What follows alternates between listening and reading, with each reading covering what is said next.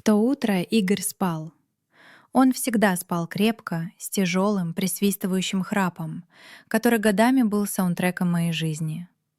Я сидела на кухне. Знаешь этот запах в квартире, где накануне был скандал? Пахнет не только перегаром или остывшим ужином. Пахнет липким страхом и стыдом. Этот запах въедается в шторы, в обои. Кажется, даже чай в кружке отдает этой горечью. Я смотрела на свою руку.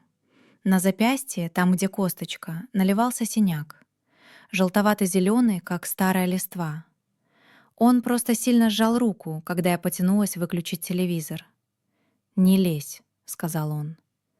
Тихо так сказал, буднично. И вот я сижу, кручу в руках чайную ложечку. Звяк, звяк о фарфор. И вдруг понимаю, если я сейчас встану и начну жарить яичницу, то останусь здесь навсегда. Я умру здесь, среди этих запахов, под этот храп, растворюсь в этом линолеуме. Это не было решение «я сильная, я смогу». Нет. Это было чувство, будто я тону, и вода уже попала в легкие. Инстинкт. Я встала. Стул скрипнул. Я замерла, втянув голову в плечи, ожидая, что храп прервется. Сердце колотилось не в груди, а где-то в горле, мешая глотать. Тишина. Только холодильник гудит, как усталый шмель. Я пошла в коридор. Не на цыпочках, а как-то странно, боком, словно пытаясь занимать меньше места в пространстве. Что ты берешь с собой, когда бежишь из жизни длиной в 10 лет? Я не знала. Руки тряслись, пальцы были ватными, непослушными. Я схватила сумку, с которой ходила в магазин, бросила туда паспорт, снилс, кошелек. Там было 2000 рублей и мелочь. Подумала, вернулась в комнату. Он спал, раскинув руки. Хозяин даже во сне. На тумбочке лежали его часы и моя зарядка для телефона. Я взяла зарядку. И еще, смешно сказать, я взяла запасные носки с сушилки. Теплые, махровые. Почему носки? Не знаю. Наверное, потому что мне было холодно. Меня била крупная дрожь. Зуб на зуб не попадал, хотя в квартире было тепло. Обуваться было сложнее всего. Я боялась, что молния на сапогах вжикнет слишком громко. Этот звук, вжик, казался мне громче выстрела. Я застегивала ее медленно, по миллиметру. Задержала дыхание. Справилась. Накинула пуховик. Он был старый, темно-синий, пахнущий подъездом. Шапку натянула уже у двери. И вот тут, у порога, меня накрыло. Я посмотрела на его ботинки, стоящие в ряд. Аккуратные, начищенные. Он любил порядок. И вдруг вспомнила, как мы покупали эти ботинки 3 года назад. Он тогда улыбался, шутил с продавщицей, потом мы ели мороженое. Я вспомнила, и ноги прилипли к полу. Мозг-предатель начал шептать. «Ну куда ты пойдешь? У тебя ничего нет. Может, обойдется? Он же обещал. Он же не всегда такой. Это ты виновата. Ты его спровоцировала». Это самое страшное, понимаешь? Не удар, а вот этот шепот в собственной голове. Надежда, что чудовище можно приручить, если вести себя очень-очень тихо. Я зажмурилась, сжала ручку двери. Металл был ледяным, и этот холод меня отрезвил. Я представила, как он просыпается, как выходит на кухню, как видит, что завтрака нет. Щелк. Замок открылся маслянисто, мягко. Я выскользнула на лестничную клетку и прикрыла дверь. Не захлопнула, а именно прикрыла, чтобы не щелкнула. Лифта ждать не стала, побежала вниз по ступеням. 2-й этаж, 1-й. Запах кошек, сырости и жареной картошки от соседей. Вывалилась на улицу. Воздух. Боже, какой это был воздух! Январь, серость, смесь выхлопных газов и морозной свежести. Но он был мой. Я вдохнула так глубоко, что в груди заколола. Я шла быстро, не оглядываясь. Спина горела. Мне казалось, что он сейчас распахнет окно и закричит мне вслед, или я услышу топот за спиной. Каждый прохожий в темной куртке казался им. Я вжимала голову в плечи, прятала лицо в шарф. Автовокзал встретил меня гулом, запахом чебуреков и солярки. Я купила билет на ближайший автобус, неважно куда, просто чтобы уехать. Название города на билете мне ни о чем не говорило. Какой-то райцентр в 300 километрах. Я села у окна. Автобус был старый, икарус, пахнущий пылью веков. Рядом уселась женщина с объемными пакетами. От нее пахло ванилью и потом. И тут зазвонил телефон. В кармане завибрировало так резко, что я подпрыгнула. На экране высветилось «Любимый». Фотография, где он улыбается.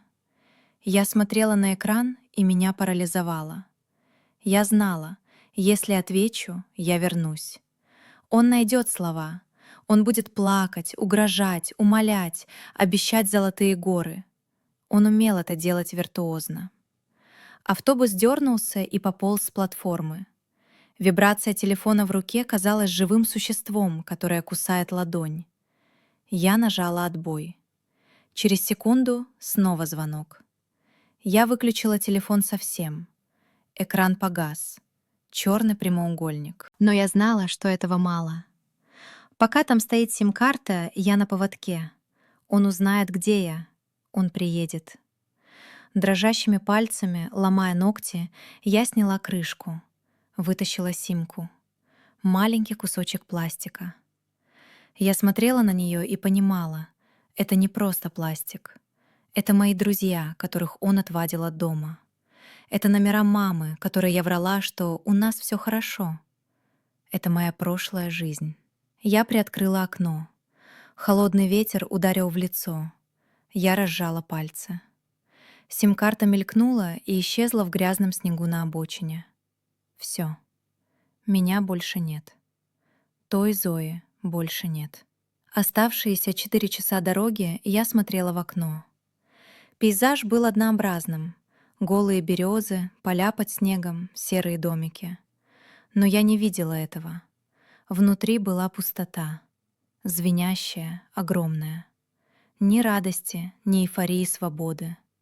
Только страх и странное тягучее одиночество. Я ехала в никуда. В сумке пара носков и паспорт. В душе выжженное поле. Мы приехали, когда уже стемнело. Чужой город встретил меня колючим снегом в лицо. Фонари горели тускло, желтоватым больничным светом. Я вышла из автобуса. Ноги затекли. Вокруг суетились люди. Таксисты зазывали, кто-то кого-то встречал, обнимался. Я стояла посреди этой суеты, прижимая к груди свою нелепую хозяйственную сумку. «Вам куда, женщина?» — хрипло спросил таксист в кепке. Я открыла рот и поняла, что голос сел. «Не знаю», — прошептала я. И уже громче, чтобы самой поверить. «Мне нужно недорогое жилье, комната или хостел». Таксист окинул меня взглядом. Оценивающим, но без интереса. Видимо, я выглядела именно так, как себя чувствовала, побитой собакой. «Садись», — кивнул он. «Есть тут одна общага недалеко. Там не Хилтон, но тепло». Мы ехали по незнакомым улицам. В окнах домов горел свет. Там люди пили чай, смотрели телевизор, ругались, мирились. Там была жизнь. А я была за бортом, в космосе. Общага оказалась старым пятиэтажным зданием. На вахте сидела грузная женщина с химической завивкой и вязанием в руках. «Паспорт», — буркнула она, даже не глядя на меня. Я протянула документ.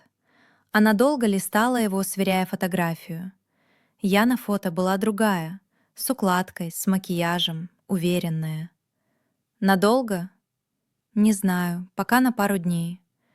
300 рублей сутки. Белье свое или казенное? Казенное — полтинник сверху». Я заплатила. Мне дали ключ с огромной деревянной биркой. Номер 412. Комната была крошечной. Кровать с панцирной сеткой, тумбочка, стул и шкаф, который не закрывался. Пахло старой пылью и почему-то жареным луком. Я села на кровать. Сетка прогнулась почти до пола, скрипнув так жалобно, что мне захотелось взвыть в ответ. Я сняла пуховик. Положила на тумбочку зарядку, паспорт. И тут на глаза попался синяк на запястье. В тусклом свете лампочки без абажура он казался почти черным. Я провела по нему пальцем. Было больно. Но эта боль была единственным доказательством того, что я живая, что я здесь. Я легла, не раздеваясь, прямо поверх колючего серого одеяла, подтянула колени к подбородку, закрыла глаза. Тишина. Никто не храпит. Никто не ходит за дверью. Никто не смотрит на меня с укором. Страшно было до тошноты. А вдруг я не найду работу? А вдруг деньги кончатся завтра? А вдруг он меня найдет? Но сквозь этот страх пробивалось что-то еще, очень тонкое, едва уловимое, как росток через асфальт. Я пошевелила пальцами ног в тех самых махровых носках. Тепло. Я никому ничего не должна. Я могу лежать, могу встать, могу плакать. Никто не запретит. В ту ночь я впервые за много лет спала без сновидений. Черный глубокий провал. Проснулась я от того, что кто-то громко матерился в коридоре. Было утро, мой первый день. Утро в общежитии начинается не с кофе. Оно начинается со звука шаркающих тапочек и очереди в туалет. Я лежала и смотрела в потолок. Там было желтое пятно, похожее на карту Австралии. Тело болело. Не от побоев, от напряжения. Я спала, сжавшись в комок, будто ожидая удара, и мышцы за ночь так и не расслабились. Вставать не хотелось. Хотелось накрыться с головой этим колючим одеялом и исчезнуть. Но желудок скрутило спазмом. Голод — жестокий будильник. Я посчитала деньги. 1840 рублей. Билет на автобус стоил дороже, чем я думала. Ночлег тоже. Этих денег хватит на 3, может, 4 дня, если есть одну лапшу. А потом улица. Я встала. В общем коридоре пахло хлоркой и чем-то кислым. У умывальника стояла девушка с полотенцем на голове и агрессивно чистила зубы. Она покосилась на меня, сплюнула пену и отвернулась. Я для нее пустое место. И это было прекрасно. Никто не спрашивал, где ты была, почему глаза на мокром месте. Всем плевать. Я вышла в город. Знаешь, искать работу, когда у тебя нет прописки, трудовой книжки, она осталась у Игоря в сейфе, и опыта выживания — это унизительно. Я шла по улице и читала объявления на столбах. Кредит за час, продам гараж, грузчики. Я чувствовала себя голой. Мне казалось, на лбу написано «беглянка». Я вздрагивала от звука полицейской сирены где-то вдалеке. А вдруг он подал в розыск? Вдруг сказал, что я украла что-то? Он мог. Он мог придумать что угодно. Я зашла в магазин одежды. Там требовался продавец. «Регистрация есть?» — спросила администратор, молодая, ухоженная, с таким же маникюром, какой был у меня неделю назад. «Нет, я только приехала». «До свидания». Зашла в парикмахерскую.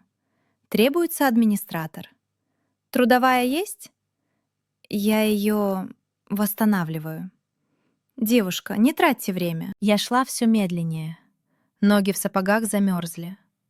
Январский ветер продувал мой старый пуховик насквозь. Я зашла в какой-то двор, чтобы просто спрятаться от ветра, и увидела заднюю дверь столовой. Обычная такая столовая, домашние обеды. На двери висел криво приклеенный скотчем файл. «Срочно нужна мойщица-уборщица. Оплата ежедневно». Я стояла и смотрела на этот листок. У меня высшее образование. Я когда-то работала логистом. Я умею сводить таблицы в Excel. Я знаю английский. Мощица? Внутри все взбунтовалось. Гордость или то, что от нее осталось, зашипела. Ты не будешь мыть чужие тарелки. Ты не опустишься так низко.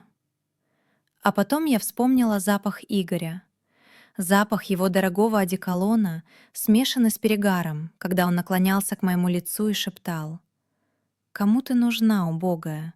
Ты же ноль без меня». Я сорвала объявление и толкнула тяжелую железную дверь.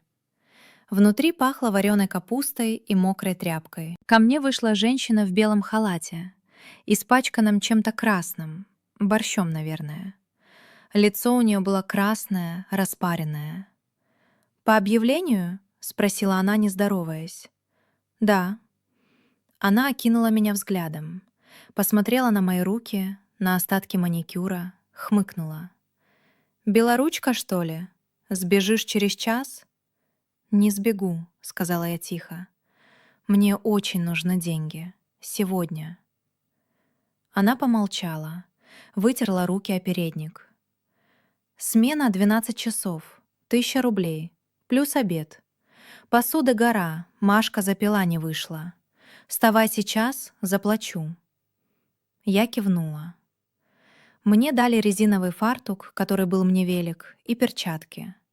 Я встала к раковине. Гора. Это была не просто гора, это был Эверест из жирных тарелок, кастрюль с присохшей гречкой и подносов. Вода была горячая, почти кипяток. Пар бил в лицо. Первый час я старалась. Второй час у меня заболела спина. На третий час я перестала чувствовать ноги. Я просто механически брала тарелку, терла губкой, смывала, ставила. Брала, терла, смывала. Руки в перчатках потели. Вода попадала за шиворот. Грохот посуды, крики поваров. «Гарнир давай! Где чистые вилки?» В какой-то момент я уронила тарелку. Она разлетелась на мелкие осколки. На кухне повисла тишина. Я сжалась. Привычка сработала мгновенно. Втянуть голову, ждать крика, ждать удара. Повариха, та самая с красным лицом, подошла ко мне. Я зажмурилась. «Веник в углу», — спокойно сказала она. «Собери, чтоб никто ноги не порезал. И давай живей, зал полный». Я открыла глаза. Никто не орал. Никто не замахивался. Я просто разбила тарелку. И мир не рухнул. Я замела осколки и продолжила мыть. Слезы потекли сами собой. Я плакала не от горя. Я плакала от того, что здесь, в этой душной, вонючей мойке, среди чужих объедков, я чувствовала себя безопаснее, чем в своей красивой квартире с евроремонтом. Это было страшное открытие. Здесь я была просто функцией, руками. Но эти руки были моими. В 9 вечера столовая закрылась. Я не чувствовала поясницу. Пальцы распухли и стали белыми от воды. Заведующая, ее звали Галина Петровна, подошла ко мне. Она положила на мокрый металлический стол 2 500-рублевые купюры и пластиковый контейнер. «Котлеты остались. И пюре. Бери, а то выкинем. Завтра придешь?» Я посмотрела на эти деньги. Это были самые честные деньги в моей жизни. Я их заработала каждой клеткой своей ноющей спины. Не выпросила, не украла, не получила в обмен на молчание и покорность. «Приду», — сказала я. Я шла в общежитие, прижимая к груди теплый контейнер с котлетами. На улице снова шел снег. Я зашла в ближайший супермаркет, купила чай в пакетиках, сахар, булку хлеба и самое дешевое мыло. В комнате было тихо. Соседи пока не подселили. Я села на кровать, открыла контейнер. Котлета была холодной, но, боже, какой она была вкусной. Я ела жадно, отламывая куски хлеба, запивая водой из-под крана. Чайник еще не вскипел. Я положила 1000 рублей под подушку. Потом передумала. Положила в наволочку. Потом снова достала и сунула в носок, который надела на себя. Так спокойнее. Я лежала в темноте и слушала, как гудят мои ноги. Я посудомойка. Я живу в клоповнике. У меня нет будущего. Но сегодня я выжила. Сама. И завтра у меня есть работа. Впервые я подумала не о нем. Я подумала о том, что нужно купить крем для рук, иначе кожа потрескается. Это была первая мысль о заботе о себе за последние 5 лет. Знаешь, самое страшное наступает не тогда, когда ты бежишь, и не в первую ночь на скрипучей койке. Самое страшное приходит недели через 2. Адреналин, который гнал тебя вперед, выветривается. Остается быт. Серый, липкий, тяжелый. Ты просыпаешься, и у тебя нет цели спастись. У тебя есть цель — отстоять 12 часов у раковины, чтобы купить еды. Мои руки превратились в наждак. Кожа на пальцах потрескалась. Крем «Бархатные ручки» за 40 рублей не помогал. Он просто ложился жирной пленкой поверх ранок. От меня постоянно пахло дешевым моющим средством с химическим лимоном. Этот запах въелся в волосы, в поры. Даже на улице мне казалось, что я один сплошной пузырь фейри.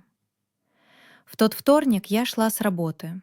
Был мокрый снег, переходящий в дождь. Под ногами — каша. Сапоги, те самые, в которых я убежала, начали протекать. Я чувствовала, как ледяная вода хлюпает у большого пальца правой ноги. Хлюп, хлюп. Я остановилась у витрины магазина электроники. Там, за стеклом, в тепле и сухом свете работали телевизоры. Показывали рекламу йогурта. Счастливая семья, белая кухня, улыбающаяся женщина в кашемировом свитере. И меня накрыло.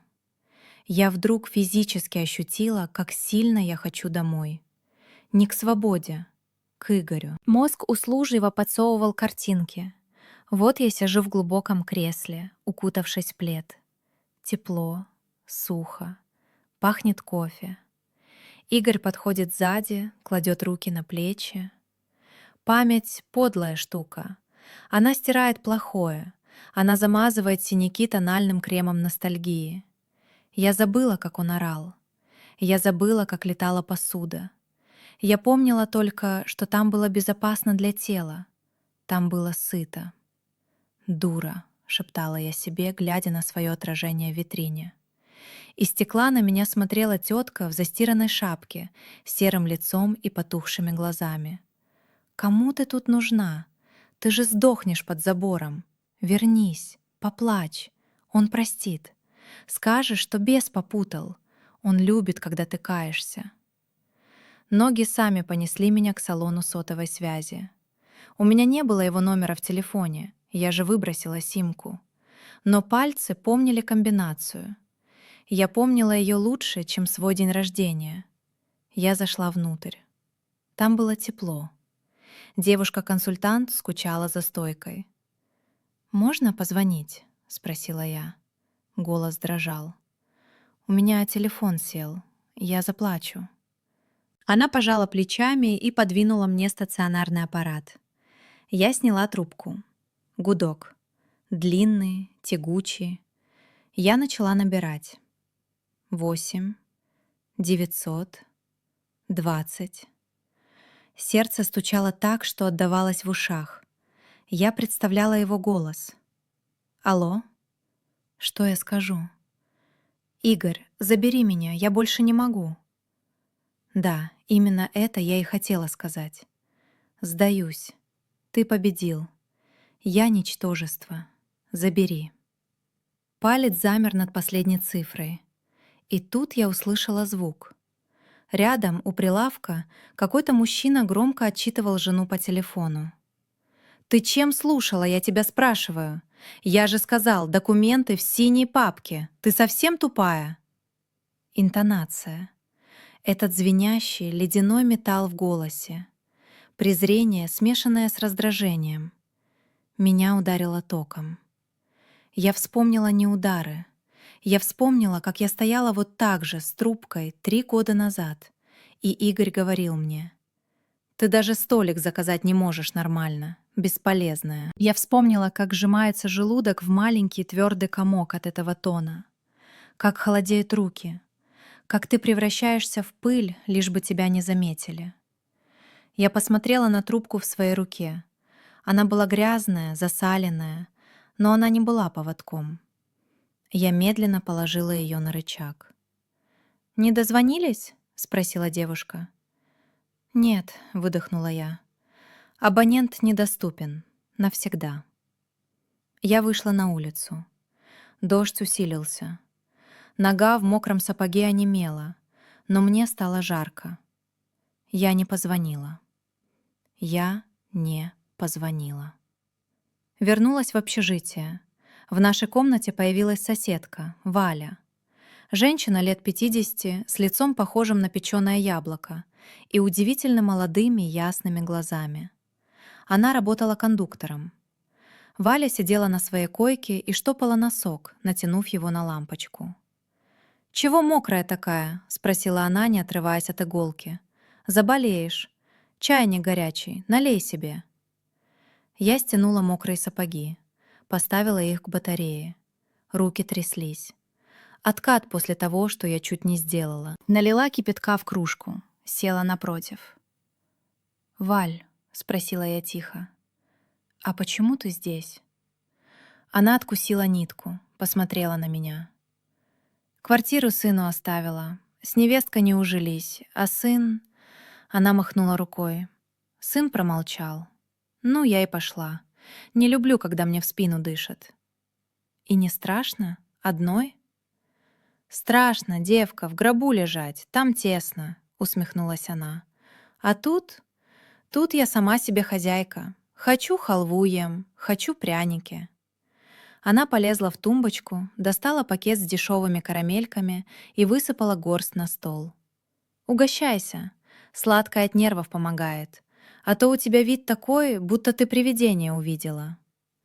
Я взяла конфету. Барбарис. Развернула фантик. «Я сегодня чуть мужу не позвонила», — сказала я. Слова упали, как камни.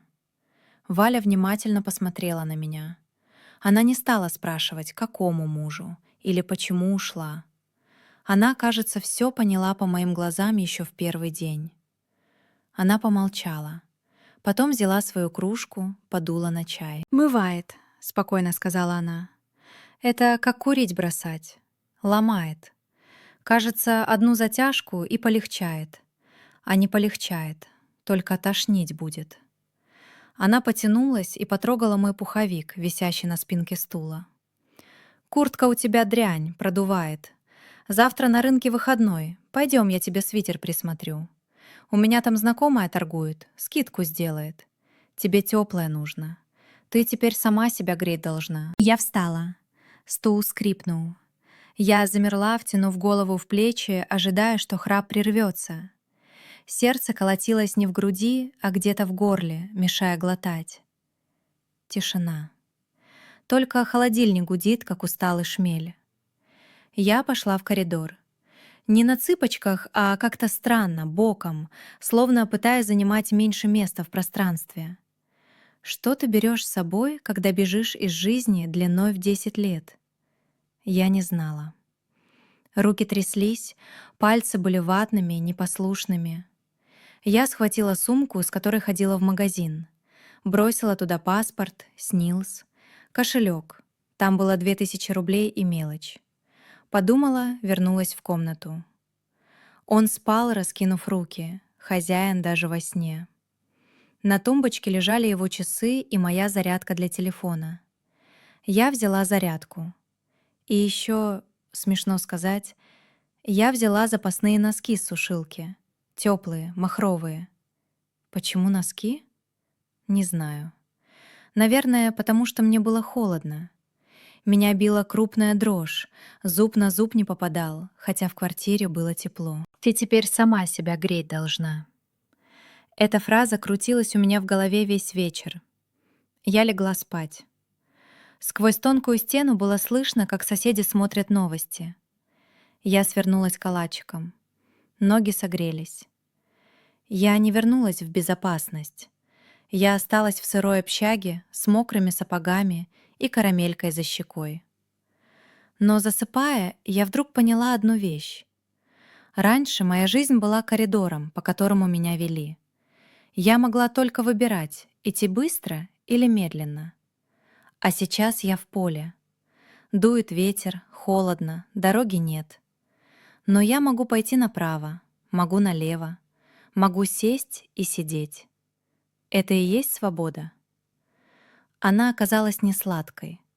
Она была на вкус как барбарис, кисло-сладкая, и немного царапала язык. Я уснула, и мне впервые снился не Игорь. Мне снился огромный, теплый свитер крупной вязки. Я куталась в него, и он пах не страхом, а шерстью и яблоками. Знаешь, говорят, что беда не приходит одна, но я тебе скажу другое. Выздоровление тоже не приходит сразу. Оно подкрадывается незаметно, через озноб, через страх и через банки с малиновым вареньем. Февраль ударил морозами. -20, ветер такой, что слезы замерзают на ресницах, пока добежишь до остановки. Мой организм, который держался на чистом адреналине и страхе почти месяц, вдруг сказал: «Хватит». Я не просто заболела, я рухнула. Проснулась от того, что зубы выбивают чечетку. Меня трясло так, что кровать ходила ходуном. Голова была чугунной, горячей, а тело — ледяным. Я попыталась встать и упала обратно на подушку. Потолок плыл. Первая мысль была не «мне плохо». Первая мысль была «смена». Я пропущу смену. Я потеряю 1000 рублей. Меня уволят. Паника обожгла сильнее жара. У меня оставалось всего 500 рублей в запасе. Если меня уволят, мне нечем платить за комнату через 3 дня. Я лежала и плакала от бессилия. Слезы были горячими, солеными, они текли в уши. Валя уже ушла на свой маршрут. Я была одна в пустой комнате. Телефон. Нужно позвонить Галине Петровне. Я сжимала трубку вспотевшей рукой. Гудки казались приговором. «Алло?» — грубый запыхавшийся голос. «Галина Петровна», — прохрипела я. Голоса почти не было. Из горла вырывался какой-то свист. «Это Зоя. Я не могу встать. Температура». Я зажмурилась, ожидая крика. «Не можешь? Не приходи и больше не появляйся». В трубке повисла тишина. Слышно было, как где-то стучат ножи. «Сильно накрыло?» — вдруг спросила она. Без злости, просто деловито. «Да, простите, пожалуйста». «Ладно, отлеживайся. Заразу мне на кухню не тащи. Завтра позвони, скажешь, как ты». И повесила трубку. Я смотрела на телефон и не верила. Меня не уволили? Меня не прокляли за то, что я живой человек и могу сломаться? В прошлой жизни, если я болела, Игорь ходил вокруг с выражением брезгливости на лице. «Ты специально, чтобы мне вечер испортить?» Я привыкла извиняться за свой грипп, за мигрень, за усталость. А тут отлеживайся. Весь день я проваливалась в липкий тяжелый сон. Мне снилось, что я снова мою посуду, но вместо тарелок у меня в руках осколки льда, и они тают, и я не успеваю их помыть. Вечером вернулась Валя. Я услышала, как скрипнула дверь, шаги. «Мать честная», — сказала она где-то надо мной, — «ты ж горишь, как печка». Ее ладонь легла мне на лоб. Шершавая, прохладная ладонь. «Валя, не подходи, заразишься», — прошептала я. «Цыц», — сказала она, — «нашла кого пугать. Я 20 лет в троллейбусе, на меня чихали, когда ты еще под стол пешком ходила». Следующие 2 дня выпали из моей памяти. Помню только запах. Резкий, бьющий в нос запах звездочки и горчицы. Валя не сюсюкала. Она действовала как фельдшер на поле боя. Она заставляла меня пить горячее молоко с содой и маслом. Гадость страшная, но горло смягчало. Она ставила мне горчичники на спину. «Терпи», — говорила она, накрывая меня своим пуховым платком. «Жжет, значит, живая. Выгоняй хворь». В какой-то момент, ночью, когда меня перестал бить озноб, я открыла глаза. На тумбочке горел ночник. Валя не спала. Она сидела в очках и разгадывала кроссворд, иногда поглядывая на меня. И вдруг меня накрыло такой благодарностью, что перехватило дыхание. Чужая женщина, случайная попутчица. Она тратила на меня свои деньги, купила лимоны, аспирин, свое время, свой сон. Почему? Я же ничего не могу ей дать. Я никто. «Валь», — позвала я. Она опустила газету. «Чего, пить хочешь?» «Спасибо». Она хмыкнула, поправила очки. «Спи давай. Спасибо она мне скажет. Выздоровеешь, пол помоешь, у меня спина не гнется». Я улыбнулась и закрыла глаза. Впервые за много лет я чувствовала себя не должницей, а просто человеком, о котором заботятся. Бескорыстно. Просто потому, что так принято у людей. Через 3 дня я вышла на работу. Ноги были ватными, голова кружилась, но я пришла. На кухне был аврал. Пятница, обеденное время. Галина Петровна, увидев меня, кивнула на мойку. «Живая? Вставай, там завал». Я встала. Руки привычно нырнули в горячую воду. Но что-то изменилось. Я мыла тарелки, но я больше не чувствовала себя роботом. Я чувствовала себя выжившей. К обеду, когда поток схлынул, я села на табуретку в углу передохнуть. Рядом на столе лежали накладные. Поставщик привез овощи. Галина Петровна ругалась с грузчиком, пересчитывая мешки с картошкой. «Да где ж тут 40 килограмм? Тут и 30 нет!» — кричала она. Грузчик, хмурый мужик, тыкал пальцем в бумажку. «Все по накладной, мать! Читай!» Я машинально скользнула взглядом по бумаге, лежащей передо мной. Цифры, столбцы. Мой мозг, изголодавшийся по интеллектуальной работе, вдруг щелкнул как калькулятор. Я увидела ошибку. Сразу. Сумма в итоговой строке не билась с количеством. Кто-то просто умножил не на ту цену. Разница была почти в 2000 рублей. Не в пользу столовой. Я сжала край табуретки. «Молчи. Твое дело — тарелки. Не лезь. Инициатива наказуема». Игорь всегда говорил: «Не умничай, ты все равно ничего не понимаешь». Галина Петровна уже доставала деньги из кассы, чтобы расплатиться. Я встала, ноги дрожали. «Галина Петровна», — сказала я, — «тихо, никто не услышал». «Галина Петровна!» — громче. Она обернулась, нахмурившись. «Чего тебе?» «Не платите, там ошибка». Грузчик сплюнул на пол. «Какая еще ошибка? Посудомойка считать научилась». Эта посудомойка прозвучала как пощечина. Я подошла к столу, взяла ручку.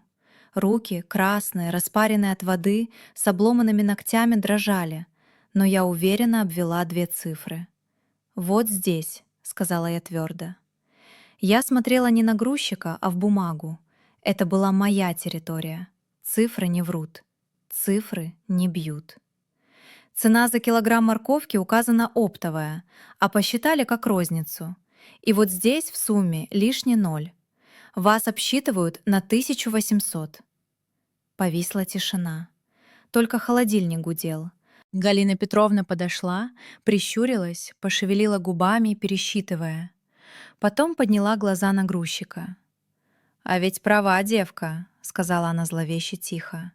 «Ну-ка, переписывай, математик, или я сейчас полицию вызову». Грузчик покраснел, забурчал, начал звонить кому-то. Галина Петровна повернулась ко мне. Она смотрела на меня долго, как будто впервые увидела. Не руки в перчатках, а меня. «Ты считать умеешь?» — спросила она. «Я экономист по образованию», — сказала я. И испугалась. Вдруг подумает, что я слишком умная для мойки. «Экономист», — протянула она. «А чего молчала?»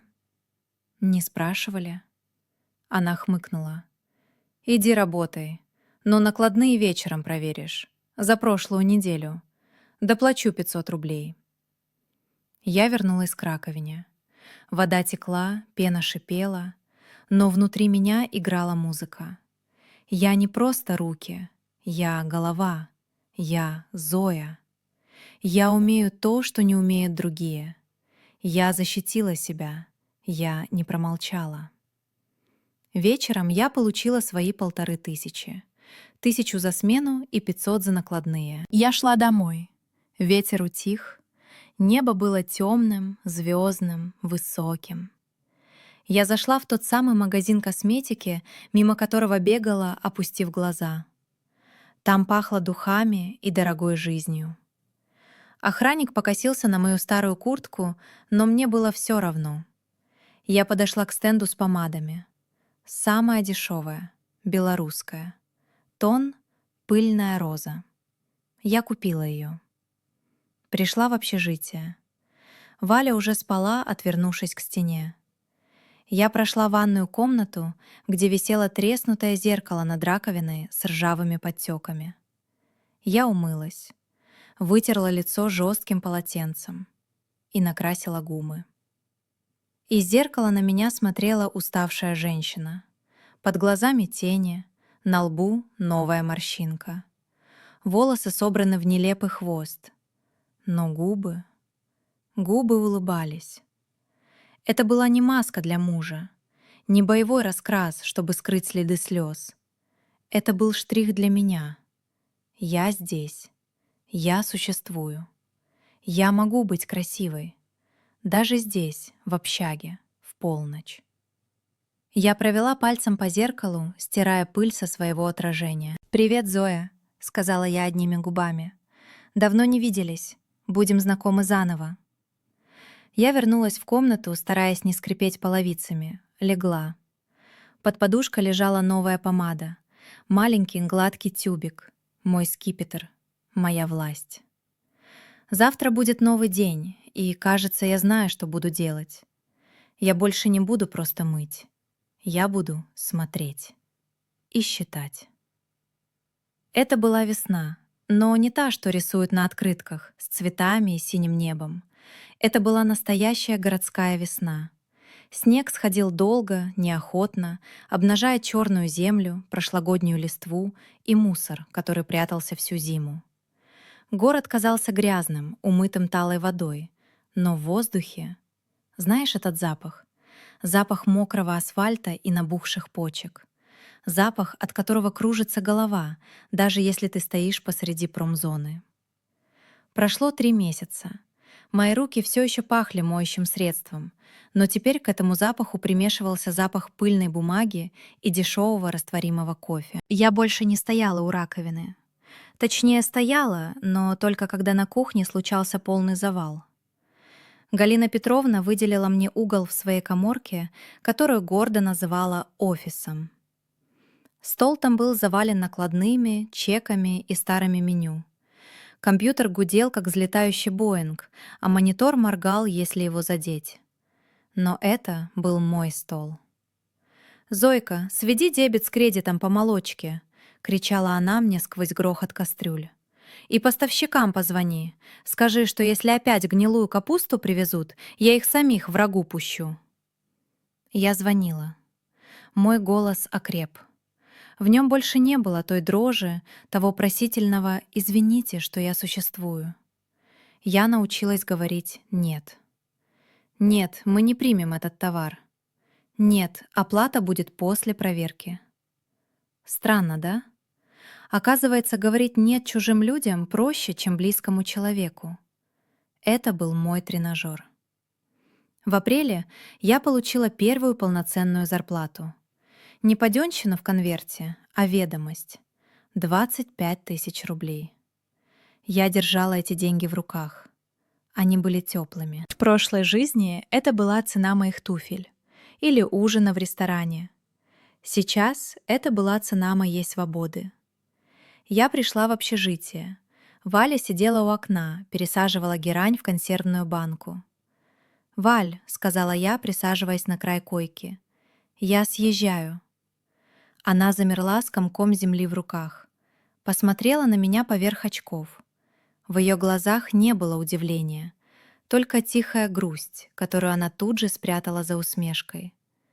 «Ну и слава богу, а то храпишь ты, спасу нет». «Я не храплю», — улыбнулась я. «Храпишь, храпишь, сопишь, как ежик. Нашла хату-то?» «Нашла. Квартира бабушкина, ремонт советский, зато своя кухня. И ванна, своя ванна, Валь». Мы собирали мои вещи. Их стало больше. Свитер, который мы купили с Валей, тот самый, колючий, но теплый. Пара книг, кружка, косметика. Я складывала это в большую клетчатую сумку, и у меня щемило в груди. Это место с облупленной краской, с очередями в душ, с запахом жареной рыбы стало моим ковчегом. Здесь я перестала тонуть. На прощание Валя сунула мне в карман сверток. «Возьми. Это шерстяные носки, сама вязала. Пол в тех хрущевках холодный, простудишься. И это. Номер мой не теряй, мало ли». Я обняла ее крепко, до хруста. Она пахла землей, лекарствами и чем-то очень родным. «Спасибо», — шепнула я ей в плечо. «Иди уже», — буркнула она, отстраняясь. «Не люблю телячьей нежности. Дверь плотнее закрывай».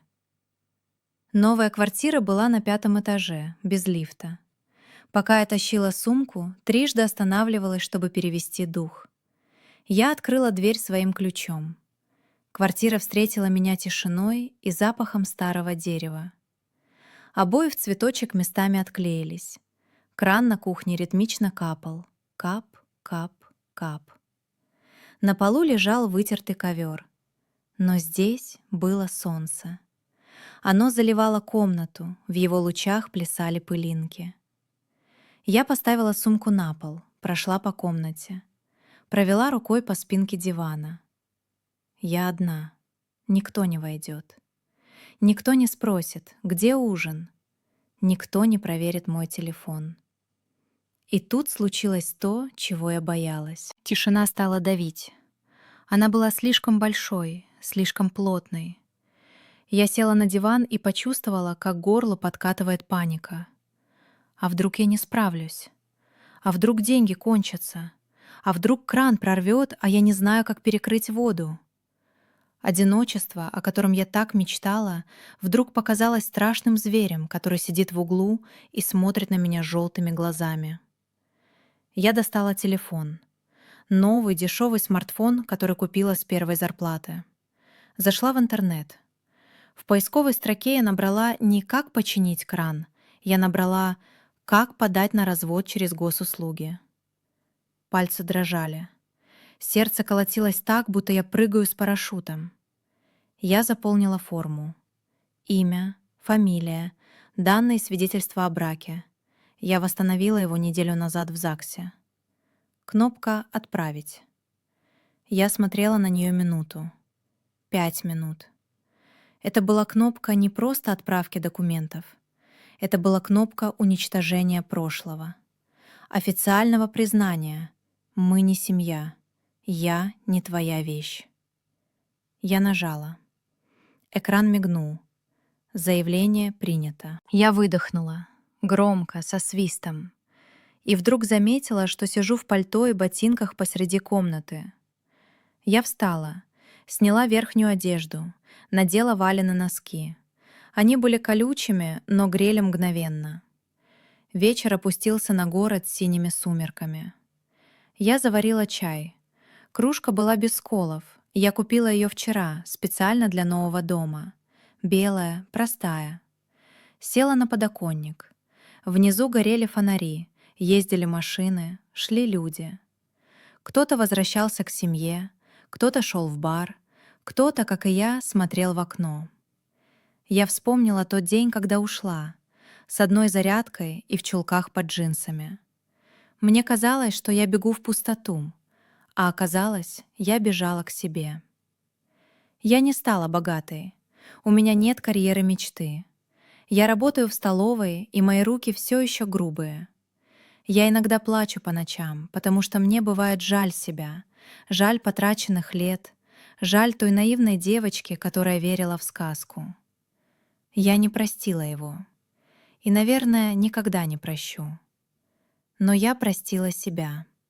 За то, что терпела, за то, что боялась, за то, что была слабой. Я разрешила себе быть просто живой, с ошибками, со шрамами, с морщинками.